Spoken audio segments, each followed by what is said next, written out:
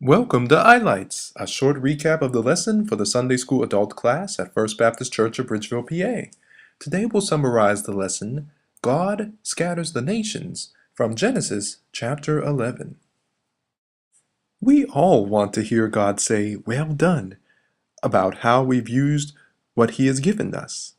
But using those gifts to get glory rather than glorifying God sets us up for disaster.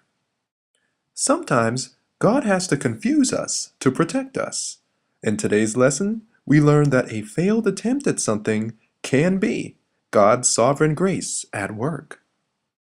Prayerfully through this lesson, we'll be able to see the misguided theology of the plan to build the Tower of Babel, humbly acknowledge futile attempts to be like God, and identify our own towers of Babel that we attempt to construct today. Here's today's Keep in Mind verse. So the Lord scattered them abroad from thence upon the face of all the earth, and they left off to build the city. Genesis chapter 11, verse 8. Buildings in the ancient world were constructed using bricks made of clay or a clay-like mixture of mud and straw. The name Shinar means country of two rivers, as it was a tract of land between the Tigris and Euphrates rivers. The Tower of Babel is only mentioned once in the Bible. This tower was built of brick and slime. It's reported that it had the shape of a pyramid and was built in 7 receding stages. The first, second, and third stories were 26 feet high, and the other 4 were 16 feet. Scholars assert that there may have been a 15-foot ark or tabernacle on the 7th story, nearly covering it.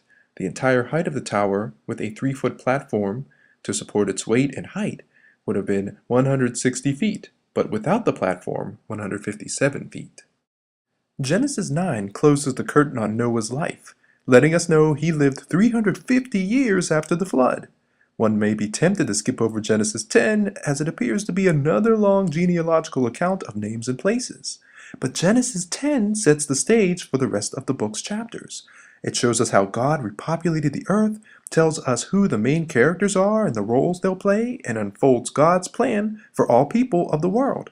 In our lesson text, we see how God carried the gospel to all the world by scattering a bold group of people. When God saw the people operating under the same principles but with misguided motives, He had to intervene. God is a righteous and omnipotent judge who thwarted this attempted grandiosity, but He also used it for a greater good. Just making bricks and building a city, and even building towers, were neither evil nor uncommon practices. The problem, an offense to God, was in the motivation and purpose.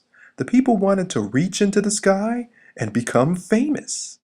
Man's plan without God is to take matters into his own hands, to make his own master plan, to create his own name and fortune, and worst of all, to create his own humanized gods. Tired of waiting on God, he forfeits God's blessings and grabs what he can grab and does what he can do under his own finite power. God's plan for man is to trust Him, to let Him take care of humanity and the universe, to follow His plan, to let Him lead and guide, and to let Him work out His plan for His people who are called by His great name. Babel Tower is a classic story of man's plans for God coming into sharp conflict with God's plans for man. Let's consider if we are overstepping our bounds, living beyond our means, or even taking matters into our own hands. And if that's the case, our challenge this week is to get help.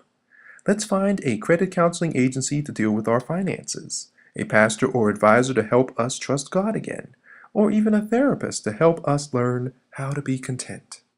We've reached the end of this edition of iLights. If you had any questions about today's lesson, email us at fbcbsundayschool@gmail.com. If you're in Bridgeville, feel free to stop into our Sunday School adult class, Sundays at 9:30 a.m. I hope you enjoyed this edition of iLights, and you'll join us for the next time, where we will learn from the topic, A Promise of Land, from Genesis chapter 15. Until then, may the peace of God, which surpasses all understanding, guard your hearts and your minds in Christ Jesus. God bless. Thanks for listening. Take care. And see you the next time on iLights.